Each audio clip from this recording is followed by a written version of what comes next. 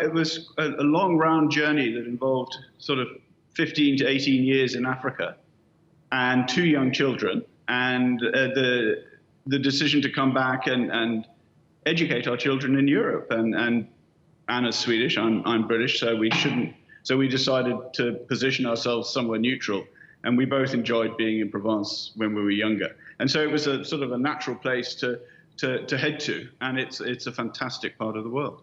It certainly is. But I know Provence for its world-famous rosés, not for gin and vodka. Well, I mean, that's absolutely true. One of the things we noticed when we were exploring down here was there was some fantastic local wine, but almost no locally made gin or vodka. And slowly but surely the idea of QVT, which means 83, which is 83, it's a bit of a mouthful, but it's the department of Provence where we live.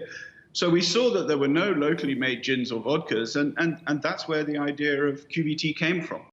Is there a history of distilling in your part of the world, in Provence? I mean, gin and vodka, because the French aren't really renowned, Anna, are they, sort of for making gins? No, that is very true, and I think we're spearheading it down here in terms of gin. But there is of course the eau de vie and the pastis and well, to a certain extent, absinthe as well, as part of the local tradition. So there is a bit of a distilling tradition, but not at all in this way. And so we found that there was I think people have found it to be quite interesting, but when we set it up, I don't think even customs knew how to handle us, because we didn't quite fit into their model. The French do have, obviously, they love an aperitif. Is that how they would drink it? When we were starting to craft the ingredients for it, we wanted to try, and a lot of gin makers are trying to do this, is to try and make gin a more simple drink to drink, rather than always using tonics or other ingredients. And we like to think that we've got part of the way there. Certainly, some of our French friends down here have tried it just over ice and really enjoyed it, which is a hugely satisfying result for us. And are you aiming at a local market or eventually aiming at a bigger, broader market? Both. We certainly want to make sure that we can spread it locally, and we want to have our local roots, and we try to source all our ingredients locally, and we want to make sure that it is properly Provençal. But we are also hoping that people across the globe, in particular people who have enjoyed Provence, that when they can't come here, we could send a little bit of Provence into their glasses wherever they are. We are already partly in the UK, partly in Sweden due to our roots, but we are hoping to expand further. What are the economics of setting up a distillery? I mean, I can see a magnificent still behind you.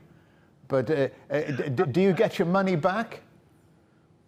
Well, that is a great question. I'm not really ready to answer that yet. We set up the distillery because we wanted to embed ourselves in the community, and rather than just come and live here and do consultancies. Whether we get the investment back will depend on how successful we can be. But it wasn't really set up to have a fast return. It was set up to create something, hopefully with some longevity down here. When you consider the Scottish distilleries, they're part of the landscape. And I hope that QVT in time will become part of the landscape in Provence where we are. As for getting our money back, well, time will tell, I have a feeling. You've made it in Provence. How is Provence reflected in the ingredients? Almost all of our ingredients come from Provence or France, to be honest. But as you mentioned earlier on, France is famous for its, Provence is famous for its rosé and also for its lavender. And we have both of those in our ingredients, in the botanicals. Along with, we use some of the local thyme and the local rosemary as well. And so these herbs definitely shine through, we hope. We also source our lemons from down on the coast. So we're trying to bring as much of Provence that it's well known for into the bottle as well. So there's a sort of, we hope, an authenticity to what we've distilled. It's a hugely engaging, interesting occupation.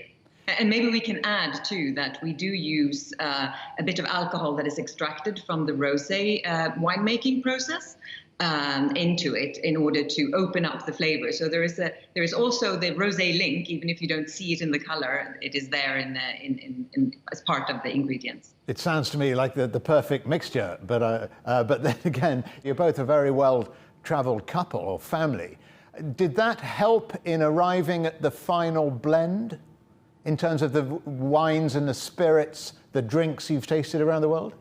Yes, it does. I think if you've been lucky enough, like we have, to travel a fair amount, it's certainly much easier to incorporate some of the experiences that you've had. I mean, we're very used to drinking gin and tonic in the bush in Africa, the old malarial treatment, which is more of a myth than a fact, perhaps.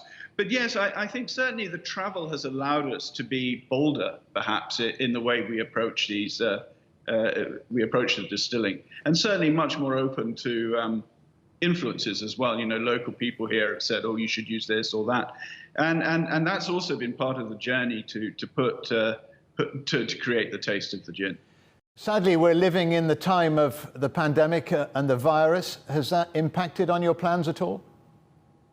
It did, certainly, for this year. QVT was planning to launch, especially down here on the coast, for 2020, for this year, and that period of lockdown has seriously curtailed what we can do.